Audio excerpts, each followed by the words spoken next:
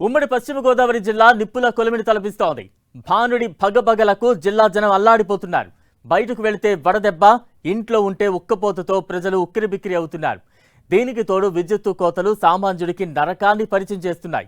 గంటల తరబడి సాగుతున్న కోతలతో ఇళ్లలో ఉండలేక, బయటకు ఎండను భరించలేక జనం నరక యాత్ర పడుతున్నారు. జిల్లాలోని ఎండల తీవ్రతపై మరింత సమాచారం మా ప్రతినిధి శ్రీనివాస్ అందిస్తారు. భానుడి బగబగలు రోజు రోజుకి పెరిగిపోతున్నాయి. ఉమ్మడి పశ్చిమ గోదావరి జిల్లా వ్యాప్తంగా కూడా రోజు రోజుకి ఉష్ణోగ్రతలు పెరగటం, మరో పక్కన ఉక్కపోత అయితే కూడా ప్రజలను అనేక రకాలుగా ఇబ్బందులకు గురి చేస్తున్న పరిస్థితులు ఉన్నాయి. ఇదే పరిస్థితిలో ఒక్కొక్కసారి విద్యుత్తు కోతకు కూడా గురవడంతో ప్రజలంతా కూడా అల్లాడిపోతున్న పరిస్థితి కూడా ఏర్పడుతున్నాయి. ఉదయం 9 గంటల నుంచే సూర్యుడు తమ ప్రతాపాన్ని చూపించడంతో ఎక్కువ మంది ప్రజలంతా కూడా ఇళ్లకే పరిమితం అవుతున్న పరిస్థితులు కూడా నెలకొని ఉన్నాయి.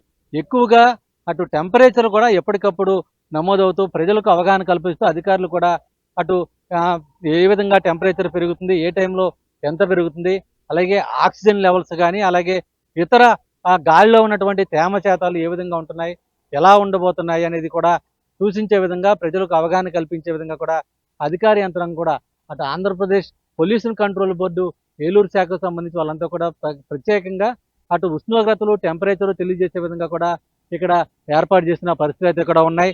మరోవైపు అంటే ఎక్కువగా అటు అధికారులు అయితే కూడా ఒకటే చెప్తున్నారు, ఎక్కువగా ఎండ ఏడిమికి ఎక్కడ కూడా బయట తిరగవద్దు, ఎక్కువగా వీలైనంత చల్లటి ప్రదేశాల్లోనే ఉండాలి, అలాగే నీడ ఉన్న ప్రాంతాల్లోనే ఎక్కువగా ఉండాలనేది కూడా అటు వైద్యులు కూడా సూచిస్తున్న పరిస్థితులు అయితే కూడా నెలకొని ఉన్నాయి. మరోవైపు ఎక్కడికక్కడ అంటే చిన్నపిల్లలు కానీ, వృద్ధులు కానీ పెరుగుతున్నటువంటి ఎండల నేపథ్యంలో ఎవరో కూడా బయటకు రావద్దనే కూడా హెచ్చరికలు కూడా జారీ చేస్తున్న పరిస్థితులు కూడా ఉన్నాయి.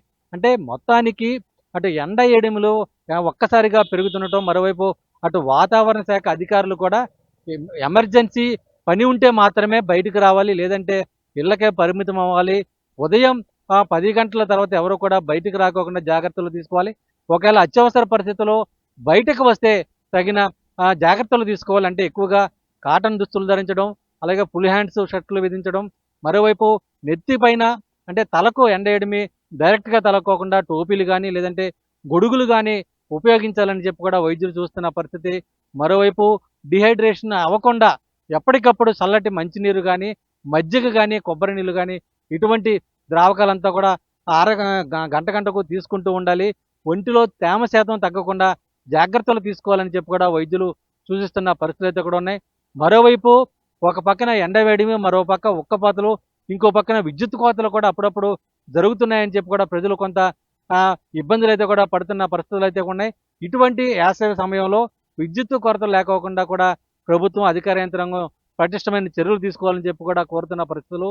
మొత్తం అంటే గత 2 రోజుల నుంచి కూడా రోజు రోజుకి ఉష్ణోగ్రతల శాతం పెరుగుతుంది. ఈరోజు ఏలూరుకు సంబంధించి కూడా అటు ఉమ్మడి పశ్చిమ గోదావరి జిల్లా సంబంధించి అటు నరసాపురం కానీ, భీమవరం, ఏలూరు ఈ ప్రాంతంలో దాదాపు 40 డిగ్రీల సెంటీగ్రేడ్ ఉష్ణోగ్రతలు అయితే కూడా నమోదవుతున్న పరిస్థితులు అయితే కూడా ఉన్నాయి.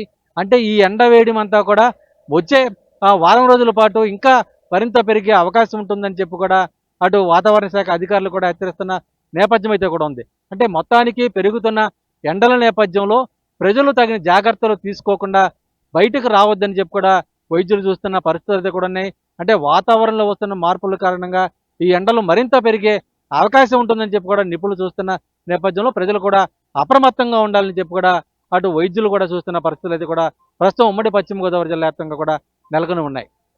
ప్రసాద్తో శ్రీనివాస్ టీవీ ఏలూరు నుంచి.